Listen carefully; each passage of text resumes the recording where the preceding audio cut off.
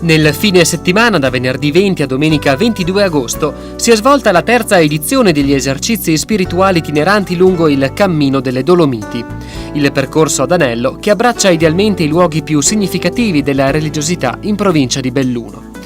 Nella prima edizione del 2008 fu percorso a piedi l'itinerario da Sappada a Lorenzago di Cadore sotto la guida di don Rinaldo Ottone. Nel 2009 si partì da Alleghe per arrivare a Cortina, guidati direttamente dal vescovo Giuseppe Andric. Quest'anno si è partiti dal centro di spiritualità Papa Luciani di Santa Giustina per arrivare al santuario dei Santi Vittore e Corona, con la guida spirituale di don Giuseppe Bratti e alla presenza del vescovo che ha camminato per 3 giorni assieme ai pellegrini.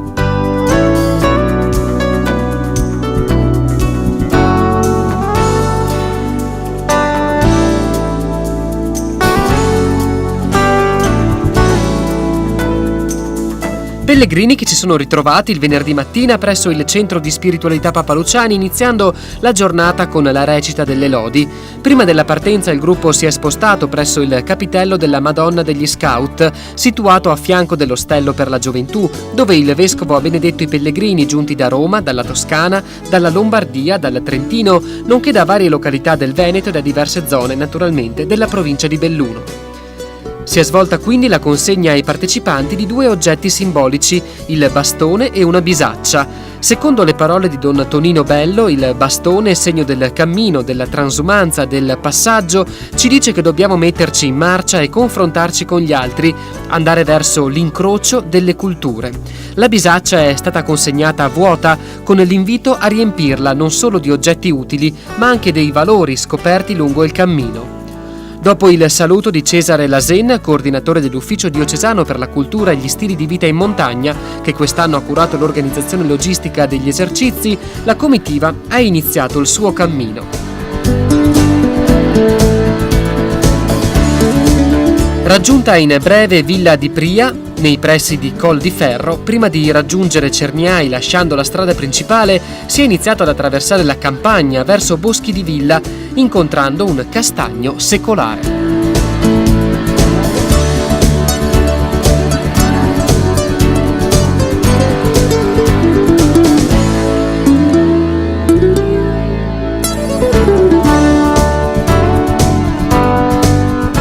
Giunti a Cesio Maggiore, dopo aver ammirato la Villa Veneta Corrandrighetti, è stata visitata la chiesa di Santa Maria Assunta, ammirando i suoi tesori d'arte come una Madonna scolpita dal Besarel e ricevendo i saluti del parroco Don Andrea Piccolin.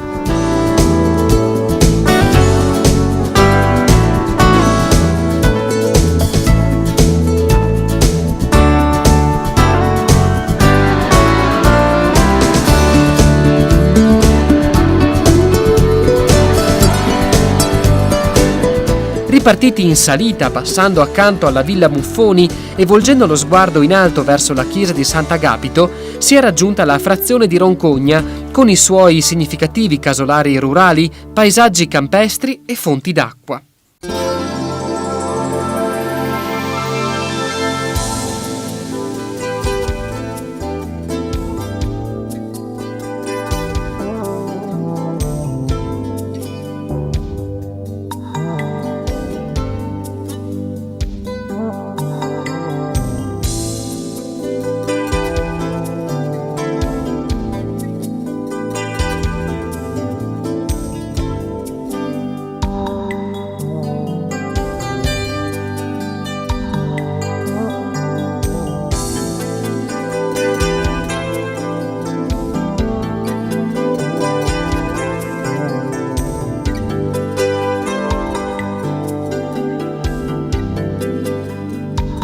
Dopo una breve discesa si è raggiunta la frazione di Cullogne, incontrando alcuni abitanti e visitando la chiesetta dedicata al Santissimo Salvatore.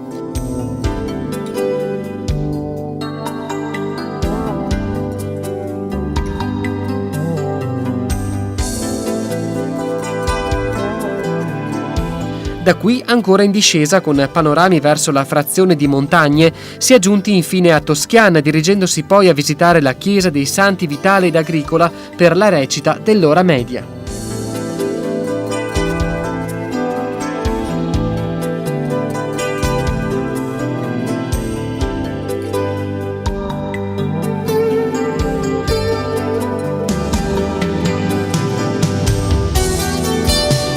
Ripartiti dopo la pausa pranzo, allietata da alcuni canti, ci si è diretti verso l'imbocco della Val Canzoi, passando per Bordugo e incontrando poi il gruppo di Azione Cattolica Ragazzi e Giovanissimi di Feltre, che si è unito ai pellegrini più adulti per il resto del cammino, formando così un gruppo di più di 80 persone.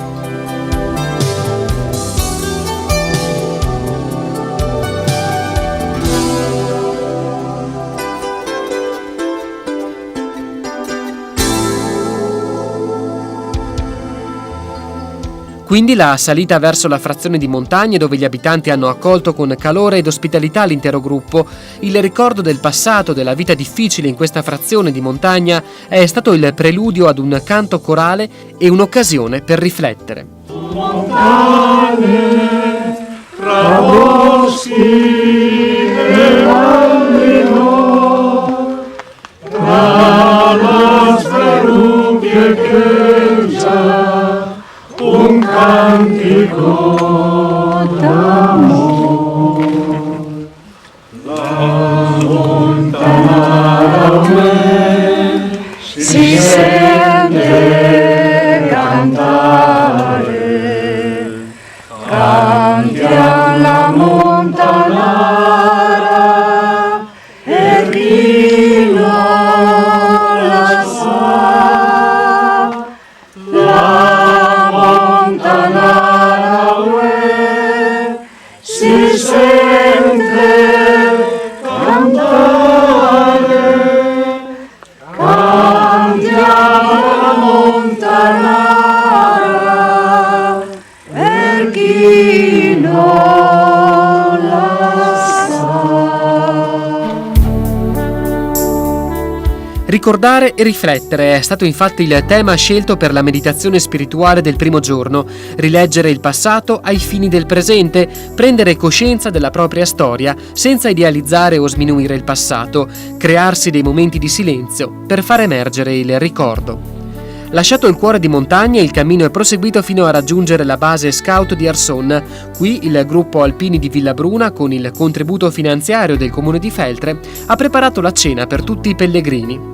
Prima di cena il gruppo si è ritrovato presso la chiesa di San Michele ad Arson, assieme alla comunità locale e al parroco Don Pasquale Campigotto, per celebrare la messa meditando sulla figura del santo del giorno, San Bernardo.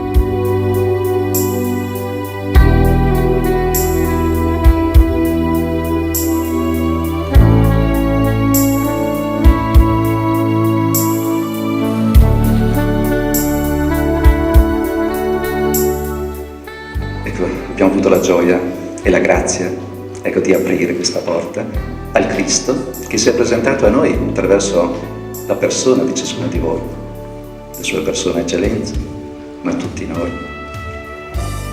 Siamo ricchi questa sera. Arson-Lasen può dirsi ricco proprio di questa presenza, del Signore che è venuto proprio ad abitare con noi e fare cena con noi. Lo faremo anche fisicamente questa cena, qua, proprio insieme. Grazie proprio al Cristo che per mezzo vostro, questa sera si è degnato di stare con noi, di fare cena con noi.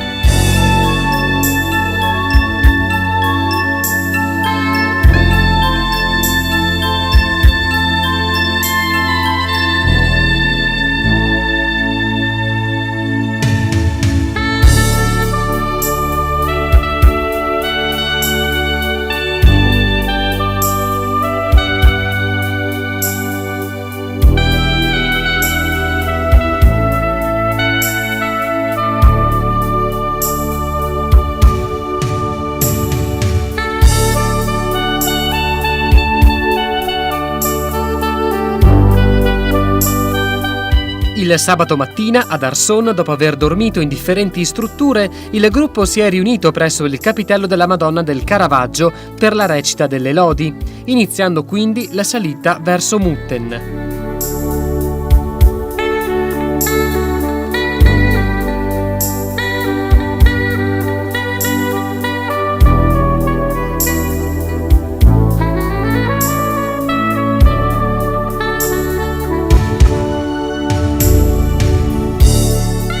Nella frescura del mattino, tra tipici paesaggi rurali, si è scesi fino alla Sen, dove, accolti dal suono delle campane, si è celebrata la messa nella chiesa di San Nicola, ricca di preziosi affreschi recentemente restaurati. La memoria del Papa San Pio X è stata l'occasione per ricordare i 100 anni dal decreto voluto da questo Papa sul cammino di iniziazione cristiana, con l'anticipo del sacramento dell'Eucaristia verso l'età dei 7 anni.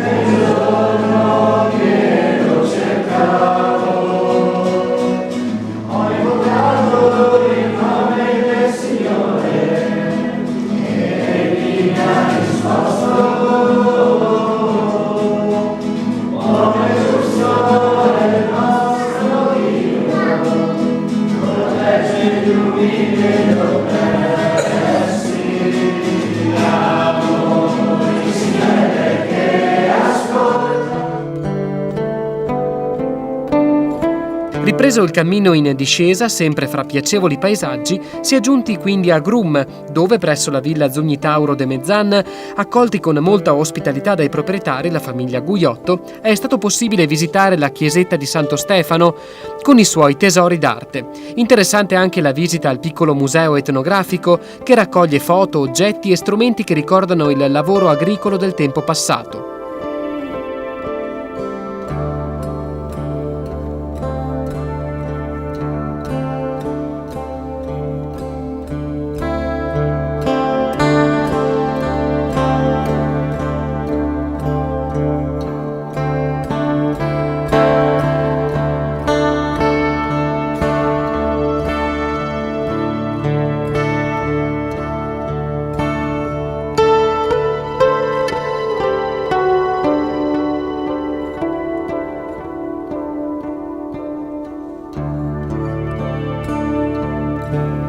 Ripreso il cammino, giunto ormai in piano, fra campi coltivati e gradevoli panorami, superate le case di Umin Alto, si è giunti a Umin, dove è stato possibile apprezzare i tesori d'arte della chiesa di San Marcello, inserita in un contesto rurale del tutto inconsueto.